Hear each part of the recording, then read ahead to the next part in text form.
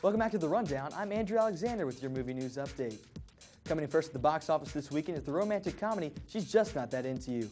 Breaking in just under $28 million, the film's all-star ensemble cast includes Ben Affleck, Drew Barrymore, and Scarlett Johansson as a group of Baltimore 20 and 30-somethings trying to navigate their various relationships. Coming in second at the box office this week is the action thriller Taken. Taken stars Liam Neeson as Brian Mills, a former government agent who comes out of retirement to rescue his daughter when she's kidnapped by sex traffickers in Paris. Searching every corner of the City of Lights, Mills will do whatever it takes to save his daughter. Rounding out the box office top 5 are Coraline, The Pink Panther 2, and Paul Blart Mall Cop. Now let's switch it over and take a look at what's heading to the big screen this weekend. Slashing into theaters this weekend is the horror flick Friday the 13th. In this 12th installment of the franchise, the infamous Jason Voorhees returns to Camp Crystal Lake to once again wreak havoc with his razor-sharp machete. When Clay Miller recruits a group of thrill-seeking college students to head back to camp in search of his missing sister Whitney, they get much more than they bargained for when the hockey-masked maniac unleashes terror.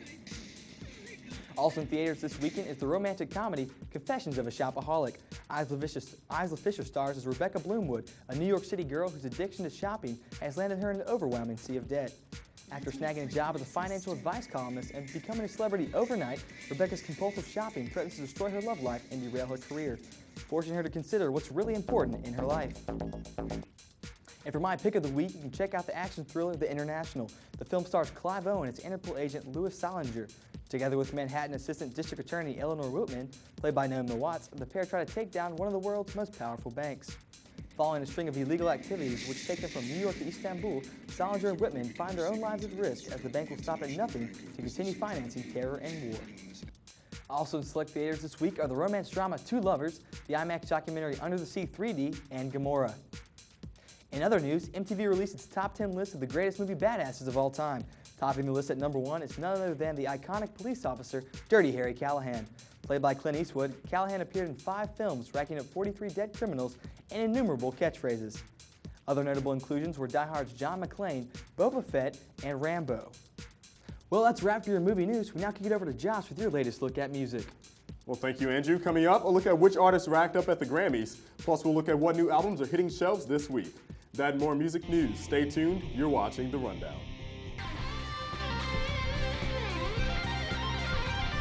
Welcome back to The Rundown. I'm Joshua Johnson with your latest music news. Well, Lil Wayne and Coldplay scored big at this year's Grammys. However, the evening's top winners were, as expected, country singers Robert Plant and Alison Krauss. The duo picked up 5 awards, including both Record and Album of the Year. Lil Wayne took home 4 awards, including Best Rap Album and Best Rap Solo Performance for A Milli. Coldplay won the award for Song of the Year for their hit Viva La Vida, along with 2 other statues. And UK artist Adele scored 2 awards for Best New Artist and Best Pop Performance. Other artists who took home awards include Ne-Yo, Kanye West, John Mayer, and Duffy.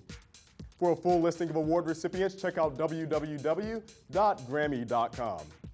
And it's official, Blink-182 is back. The band confirmed their return at the Grammy Awards February 8th. Blink-182's official website also confirmed the news with a banner reading Summer 2009. The band plans to record a new album this year. Well, unfortunately, one celebrity couple didn't make it to the ceremony this year. Chris Brown was charged with criminal threats Sunday by the Los Angeles Police Department. Brown turned himself into authorities late Sunday after reports surfaced that he was involved in a domestic dispute. According to the LAPD, the 19-year-old singer and an unidentified woman were in a car arguing.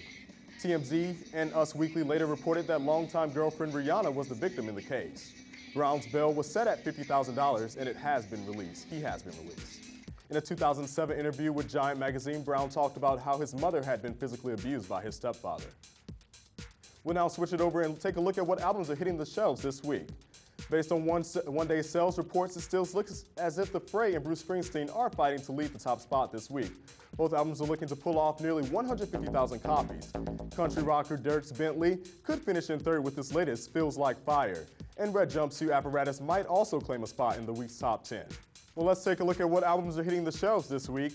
Out this week is soul singer India Arie's 4th studio album entitled Testimony Volume 2, Love and Politics. It's the singer's first release in 3 years. And Lily Allen's sophomore album, It's Not Me, It's You, hit shelves today. Also, the comedic group The Lonely Island releases their first studio album called Incredibad.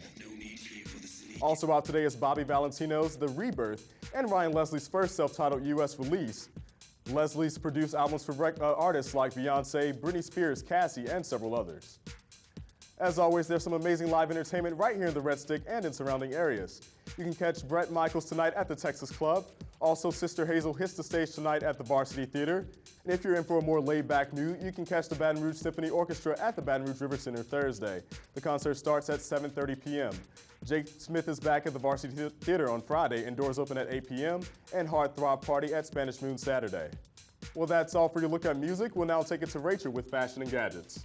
Thanks, Josh. Coming up, my top picks of fashion nightmares at this year's Grammys. Also, see why you might want to ditch the rabbit ears as soon as possible. That and more when we return. Stick around, you're watching The Rundown.